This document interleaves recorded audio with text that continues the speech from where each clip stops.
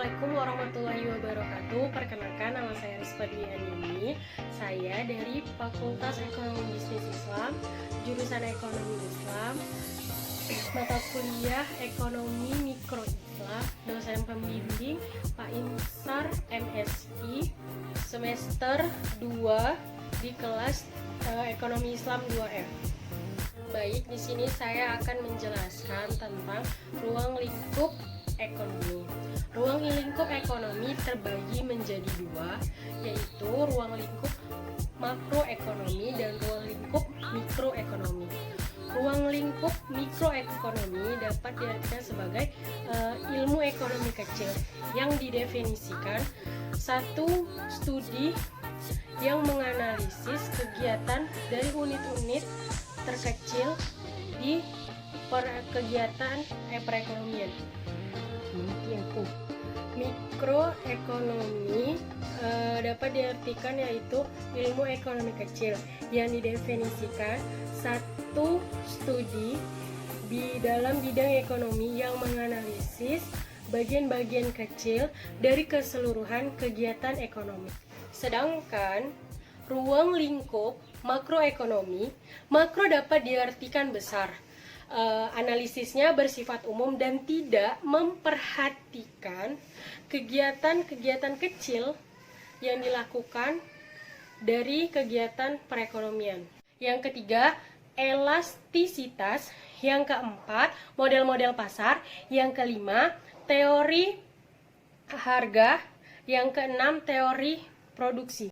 Sedangkan jenis-jenis analisa makroekonomi yaitu yang pertama pendapatan nasional, yang kedua neraca pembayaran, yang ketiga kesempatan kerja, yang keempat inflasi, yang kelima investasi.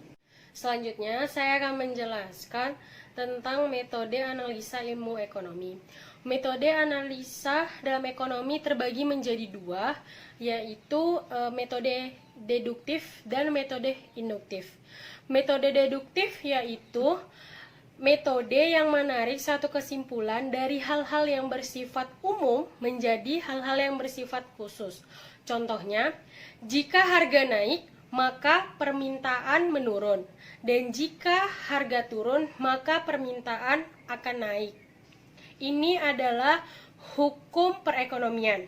Sedangkan metode induktif yaitu metode yang bersifat empiris, yang mengambil kesimpulan dari hal-hal yang bersifat khusus menjadi hal-hal yang bersifat umum.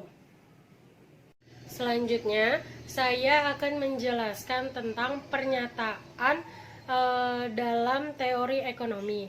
Pernyataan dalam teori ekonomi ada dua, yaitu pernyataan positif dan pernyataan normatif. Pernyataan positif adalah pernyataan yang merujuk pada suatu kejadian yang sebenarnya terjadi dengan fakta yang ada sehingga dapat dibuktikan kebenarannya. Sebagai contoh yaitu, jika kita menjual beras ke kota, maka harganya lebih mahal daripada kita menjualnya di desa. Yang kedua, pernyataan normatif. Pernyataan normatif adalah pernyataan petunjuk yang mengandung arti apa yang sebaiknya dilakukan jika sesuatu yang diharapkan menjadi kenyataan.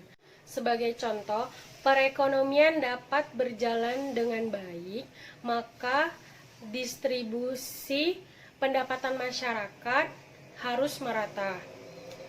Pendapatan nasional harus tinggi dan tingkat harga pada kondisi wajar. Selanjutnya saya akan menjelaskan tentang masalah-masalah ekonomi dan sistem perekonomian.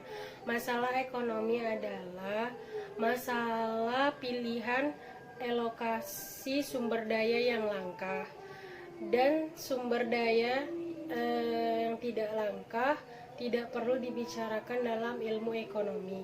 Adapun kegiatannya dalam 3 hal. Yang pertama, barang apa yang akan diproduksi dan berapa banyaknya. Yang kedua, bagaimana cara barang tersebut diproduksi. Yang ketiga, untuk siapa barang tersebut diproduksi. Selanjutnya, saya akan menjelaskan tentang sistem-sistem perekonomian. Sistem-sistem perekonomian ada 3, yaitu yang pertama, sistem pasar bebas, yang kedua, sistem komando, yang ketiga, sistem campuran. Sistem pasar bebas yaitu masyarakat bebas melakukan kegiatan ekonomi tanpa ada campur tangan dari pemerintah. Sedangkan sistem komando yaitu sistem yang pemerintah itu campur tangan di dalamnya dan pemerintah bertanggung jawab sepenuhnya atas sistem tersebut dalam perekonomiannya. Yang ketiga adalah sistem campuran. Sistem campuran yaitu sistem yang diawasi juga oleh pemerintah, tetapi masyarakat juga masih berhak ikut campur di dalam sistem perekonomiannya.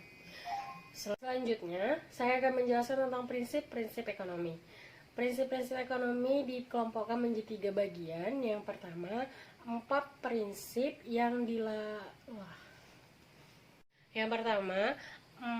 prinsip yang melandasi keputusan tingkat individu, yaitu setiap individu harus melakukan trade-off, kemudian biaya. Biaya adalah sesuatu yang dikorbankan untuk mendapatkan sesuatu. Kemudian, orang rasional berpikir secara bertahap. Yang pertama, perdagangan harus menguntungkan semua pihak. Pasar adalah wahana yang paling tepat untuk mengorganisasikan kegiatan ekonomi. Selanjutnya, pemerintah ada kalanya melihat hasil dari mekanisme pasar. Yang pertama, standar hidup suatu negara tergantung cara memproduksi barang dan jasa. Yang kedua, harga secara umum meningkat bila pemerintahan mencetak uang terlalu banyak. Yang ketiga, masyarakat menghadapi trade-off jangka pendek antara inflasi dan pengangguran. Mungkin hanya sekian video dari saya. Lebih dan kurang saya mohon maaf. Assalamualaikum warahmatullahi wabarakatuh.